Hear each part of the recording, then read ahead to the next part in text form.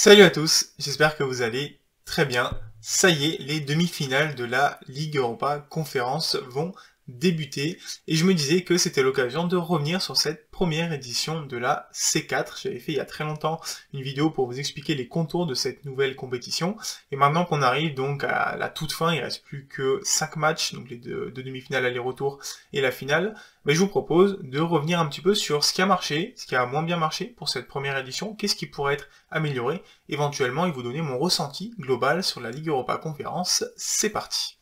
Alors je vais commencer par vous rappeler le format bien sûr de la compétition. Il y a d'abord eu beaucoup de tours préliminaires. En fait tous les tours préliminaires qu'il y avait en Ligue Europa avant ont été basculés en Ligue Europa Conférence. Donc il y a eu 4 tours, 3 tours préliminaires et des barrages qui ont ensuite donné lieu à une phase de groupe à 32 clubs, 4 groupes de 8, les deux premiers sont qualifiés, le premier est qualifié directement en huitième de finale, le second était qualifié pour des barrages face au troisième des groupes de Ligue Europa, et donc les vainqueurs de ces barrages entre deuxième et troisième de Ligue Europa se qualifiaient pour les huitièmes de finale et rejoignaient les premiers deux groupes de Ligue Europa Conférence, et ensuite on avait un format assez classique, huitième, quart, demi, finale, et maintenant on en est au demi-finale.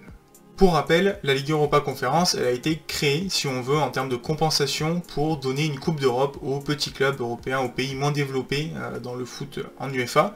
Et donc c'est pour ça que d'un côté, on a très peu de clubs représentant le top 4, voire le top 6 européen, et de l'autre, on va avoir pas mal de clubs issus de pays moyens, voire petits du foot européen, j'y reviens juste après. En termes de composition des groupes, donc il y a 10 clubs qui étaient directement qualifiés, c'était les 10 perdants des barrages pour la Ligue Europa, donc la C3, et ensuite il reste 22 places qui étaient octroyées par les barrages, donc à la fin des 4 tours préliminaires pour la Ligue Europa Conférence. C'est d'ailleurs dans ces barrages qu'interviennent les équipes du top 4, top 6 européens. Donc on avait un club qualifié en barrage pour l'Italie, l'Allemagne, la France, l'Angleterre, et 2 clubs pour le Portugal qui était 6e à l'indice UEFA. Pour l'Espagne, petit cas particulier, Villarreal, en ayant gagné la Ligue Europa l'année dernière, s'est qualifié pour la Ligue des Champions, mais n'ayant pas fait partie du top 4 en Espagne donc l'année dernière, il y avait 5 clubs espagnols en Ligue des Champions cette année, et donc la conséquence c'est qu'il n'y avait pas de club espagnol en Ligue Europa Conférence. L'année prochaine, normalement, on aura un club en Ligue Europa Conférence qui arrivera donc en barrage. Et donc la conséquence, c'est que la composition en termes de pays des groupes de Ligue Europa Conférence, elle était hyper variée, c'était super intéressant. Sur 32 équipes qualifiées, on avait 26 pays représentés. Il y a quelques pays qui étaient représentés par plusieurs clubs. On avait les Pays-Bas avec 3 clubs qualifiés, mais également le Danemark, la République tchèque, Chypre et Israël qui avaient 2 représentants chacun. Il n'y avait que 4 clubs du top 6 européen qui étaient présents, les Portugais ne s'étant pas qualifiés. Il restait l'Union Berlin, l'AS Rome, Tottenham et Rennes pour la France. Un autre chiffre intéressant, c'est qu'on avait 11 champions nationaux qui étaient présents en Ligue Europa Conférence. En fait, le format des qualifications de la Ligue Europa permet d'ajouter entre 5 et 10 champions nationaux en phase de groupe de plus par rapport aux éditions précédentes des compétitions européennes, donc avec seulement Ligue des Champions, Ligue Europa. C'est un petit pas en avant vers la représentation plus logique, on va dire, de beaucoup de champions nationaux en phase de groupe. Moi j'aimerais qu'il y en ait encore plus, que limite tous les champions nationaux puissent directement arriver à une phase de groupe d'une quelconque compétition européenne. Bon, c'est pas le cas, mais on avance un petit peu. Également, ce qu'on peut noter, c'est qu'il y a 3 pays qui ont découvert la phase de groupe d'une compétition européenne. On a bien sûr l'Arménie avec Alashkert FC, l'Estonie avec Flora Tallinn, et bien sûr le petit poussé Lincoln Rand Imps qui était représentant de Gibraltar. Là où c'est intéressant aussi, c'est que quand on va vers les phases éliminatoires, il y a quand même une belle diversité de pays représentés. Sur les 16 clubs qui sont sortis des poules, il y avait 13 pays représentés. Également un truc intéressant, c'est qu'on pouvait critiquer le niveau éventuel de cette compétition. Et bah on a eu un premier élément de réponse puisque il y a eu des barrages entre les deuxièmes de phase de groupe de Ligue Europa Conférence et les troisièmes de phase de groupe de Ligue Europa.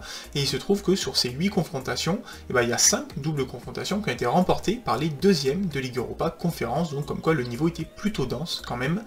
Ensuite on est arrivé donc en 8e de finale, 16 clubs qualifiés, 12 pays représentés, et puis finalement on arrive au quart de finale où il y avait 8 clubs donc et 7 pays représentants. Si je dis pas de bêtises, c'est les Pays-Bas qui avaient 2 représentants. Et donc maintenant on en est aux demi-finales, et alors pour le coup, petite déception de mon côté, on retrouve quand même des pays en général surreprésentés dans les phases finales de compétition. On a l'AS Rome et Leicester pour l'Italie et l'Angleterre, la France qui amène un représentant avec l'OM, et les Pays-Bas qui retrouvent les demi-finales d'une compétition. Ça faisait quelques années, je crois que c'était pas arrivé. Mon petit regret, c'est que j'aurais bien voulu voir un club comme Bodo Glimt, un club norvégien un petit peu atypique, arriver jusqu'en demi-finale. Donc si on parle un petit peu de niveau de jeu, maintenant, j'ai pas eu forcément l'occasion de regarder tant de matchs que ça de Ligue Europa Conférence, mais il y a une stat, je trouve, qui montre un petit peu l'ambiance de cette compétition, c'est 2,9 buts par match inscrits pour le moment. Ça montre que globalement, sans forcément qu'il y ait eu un niveau de jeu exceptionnel, il y avait beaucoup d'équipes qui jouaient vers l'avant, qui avaient un jeu un petit peu débridé, et ça a donné des matchs spectaculaires. On pense par exemple à la victoire éclatante de Bodo Glimt 6-1 contre la AS Rome en phase de groupe, et le simple fait d'avoir des matchs débridés avec de l'action, des buts, moi je trouve que c'était quelque chose de plutôt plaisant à regarder. Bon, c'est bien, on a parlé des choses plutôt sympathiques, plus de diversité en termes de pays représentés, des matchs qui étaient vraiment très plaisants à regarder. Maintenant, on va parler des choses qui allaient un petit peu moins bien pour moi dans cette compétition. Et la première, c'est forcément la planification et le calendrier des matchs. Tout simplement parce qu'il y avait trop de matchs qui se jouaient le jeudi. Pour moi, la Ligue Europa Conférence, comme la Ligue Europa, se faisait un petit peu manquer de respect, si je puis dire. D'un côté, on a la Ligue des Champions qui est étalée sur 2 jours, mardi, mercredi, 2 matchs à 18h45, 6 matchs ensuite à 21h. De l'autre, on a la C3 et la C4 qui cumulent donc 32 matchs de phase de groupe et qui ont qu'un seul jour pour se les partager. Et donc, on avait 16 matchs à 18h45 et 16 matchs à 21h. Et je trouve ça vraiment dommage parce que la conséquence de ça, c'est que comme il y a plein de matchs qui se jouent en même temps, bah forcément il y a moins de droits télé à se partager ensuite dans la compétition. Et ça se ressent sur les dotations au global qui ne dépendent pas uniquement des droits télé bien sûr, mais c'est quand même intimement lié. On avait 235 millions d'euros à répartir entre 32 clubs, voire plus avec les qualifiés en tour préliminaire pour la Ligue Europa Conférence, 465 millions d'euros pour la Ligue Europa et ensuite 2 milliards 100 millions d'euros pour la Ligue des Champions. C'est quand même énormissime l'écart. En fait, je suis plus choqué par l'écart entre Ligue des Champions et Europa League que par l'écart entre Europa League et Europa League Conférence. Quand on regarde au niveau des primes que peuvent avoir les clubs, le minimum en Ligue Europa Conférence c'était 3 millions d'euros, ce qui est quand même pas trop mal, mais on est loin des 15 millions d'euros minimum pour un club qualifié en Ligue des Champions, et en Ligue Europa, je crois que le minimum c'était 3 600 000 euros, donc vraiment deux compétitions qui finalement, la C3 et la C4, se ressemblent un petit peu en termes de dotation, également parce que donc elles jouent en même temps le jeudi. Alors critiquer c'est très bien, proposer des solutions c'est mieux, je vous en propose 3 que vous pouvez débattre avec moi en commentaire, voilà, ça me ferait plaisir d'échanger un petit peu sur le sujet. La première c'est de faire ce qui s'est fait en fait à certains moments de la saison.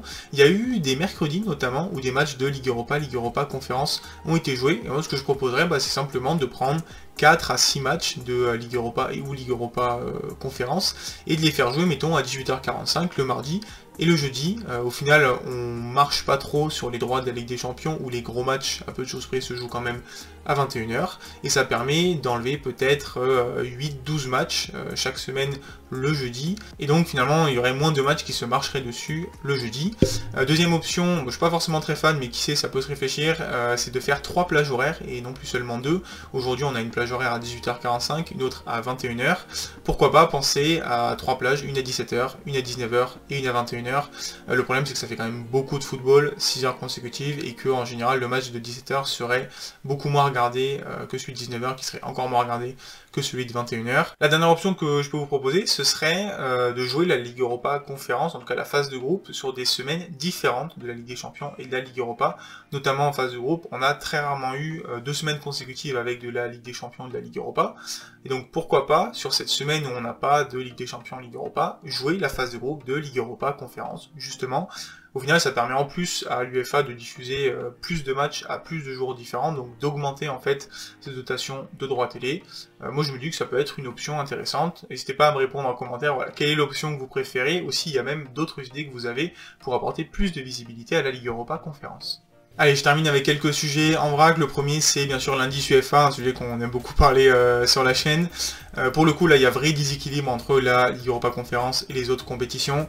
Je rentrerai dans les détails quand je vous sortirai mon nouveau guide actualisé de l'indice UEFA. Mais ce qu'on peut retenir, c'est que la Ligue Europa Conférence, comme la Ligue Europa, n'apporte pas de bonus en phase de groupe à l'indice UEFA, contrairement à la Ligue des Champions qui donne un bonus de 4 points juste parce que tu fais la phase de groupe de Ligue des Champions. Et ensuite, les bonus en fin de phase de groupe sont pas les mêmes non plus. C'est 4 points pour le premier et le deuxième en Ligue des Champions, 4 points pour le premier en Ligue Europa, 2 pour le deuxième en Ligue Europa. En Ligue Europa Conférence, c'est 2 points pour le premier, 1 point pour le deuxième. Et en plus, dans les phases éliminatoires, il n'y a pas de bonus en 8e ou en quart de finale pour la Ligue Europa Conférence, alors qu'il y a des bonus de 1 point pour les 2 autres compétitions. Voilà, je rentre pas dans les détails, je le ferai très prochainement, mais globalement, ce que je peux vous dire, c'est que la Ligue Europa Conférence est assez désavantagée du point de vue de l'indice UEFA. On va parler de la VAR aussi. J'ai appris tout récemment qu'elle va faire son apparition en Ligue Europa Conférence finalement à partir des demi-finales. Je trouve ça un peu dommage de ne pas avoir gardé cette équité jusqu'à la fin de la compétition. Pourquoi il n'y avait pas eu de VAR à la base? C'est parce que il y a des stades qui étaient tout simplement pas adaptés, qui ne pouvaient pas l'installer, si j'ai bien compris. On peut penser que à Gibraltar c'était compliqué d'installer un système de VAR très coûteux. Mais maintenant qu'on est en demi-finale et qu'il n'y a plus que des gros clubs entre guillemets qui peuvent l'installer, ça peut faire sens de l'installer, mais en termes d'équité, je trouve ça un peu dommage. J'ai un peu de pensée pour les supporters rennais qui auraient peut-être connu les quarts de finale de Ligue Europa Conférence si la VAR avait été installée. Et enfin, dernière chose, l'ambiance dans les stades. Alors ça n'a pas toujours été le cas en France, notamment à Marseille, où ça a mis un petit peu de temps à prendre l'ambiance dans les stades pour les matchs de Ligue Europa Conférence, mais ça ils se sont bien rattrapés quand même. On se rappelle de l'ambiance pour OM PAOK Salonique qui a été suivie en plus à la télé par près de 2 millions de personnes, si je dis pas de bêtises. Mais au travers de l'Europe, j'ai vu des ambiances vraiment magnifiques pour certains matchs. J'ai en tête encore une fois Bodo Glimt, mon coup de cœur de la compétition, mais les clubs hollandais ont aussi apporté de superbes ambiances, le NS Mura aussi en Slovénie. Voilà, j'ai pas mal de souvenirs en tête. C'est une compétition qui a, je pense, déchiré les passions dans pas mal de pays, ça fait très plaisir. Ça y est, donc j'en ai fini avec ce premier bilan de la Ligue Europa Conférence. On pourra en faire un deuxième une fois que la compétition sera vraiment terminée et qu'on aura plus de stats peut-être disponibles. Mais ce qu'il faut retenir, c'est que c'est une compétition qui a apporté de la diversité dans le foot européen, de nouveaux pays qui sont représentés, moins de présence des très gros pays européens qui sont en Ligue des Champions, Europa League, un niveau de jeu un peu plus homogène, mais également un jeu très débridé, donc beaucoup de buts marqués, de très belles ambiances, et un dernier carré qui a quand même une belle gueule. Je veux dire, le dernier carré de Ligue Europa Conférence n'est pas si éloigné en termes de niveau de celui de la C3, je trouve. En revanche, des points à améliorer. Le calendrier, je pense qu'il faut trouver vite une solution pour apporter plus de visibilité à la C4. La conséquence de ça, c'est qu'il faut améliorer ce cash prize en C4. Et en C3, il faut arrêter d'avoir un écart si grand avec la Ligue des Champions, sinon le foot se développera sûrement jamais dans les petits et moyens pays d'Europe. C'est sûrement voulu par l'UEFA pour favoriser les gros. Je pense qu'ils gagneraient au moins un petit peu à augmenter le cash prize en C4 et en C3. Sur l'indice UEFA, on en reparlera, mais je pense aussi qu'il faut revoir un petit peu le système pour qu'il soit moins désavantageux pour les clubs en C4. Et dernière chose, clarifier un petit peu le futur aussi, parce qu'on parle beaucoup de Ligue des Champions 2024, j'ai fait une vidéo récemment pour parler un petit peu des dernières modifications, mais on n'a aucune info aussi bien sur le format en C3 que le format en C4. On sait juste que ce sera un format équivalent à la Ligue des Champions, mais on n'a aucune autre info, et j'aimerais bien que l'UEFA communique dessus pour savoir à quelle sauce les petits championnats vont être mangés. C'est tout ce que j'avais à dire sur la C4 et donc cette première saison plutôt prometteuse quand même au global. Et donc j'espère que cette vidéo vous aura plu. Si c'est le cas, comme d'habitude, n'hésitez pas à la liker, à commenter, partager la vidéo. Pourquoi pas même vous abonner, c'est le meilleur moyen que vous avez de soutenir la chaîne. Je vous pose une question où voilà, j'aimerais bien en débattre avec vous en commentaire. Qu'est-ce que vous avez pensé de cette première édition de Ligue Europa Conférence? Répondez-moi en commentaire et je vous dis à très bientôt pour parler foot. Ciao ciao tout le monde.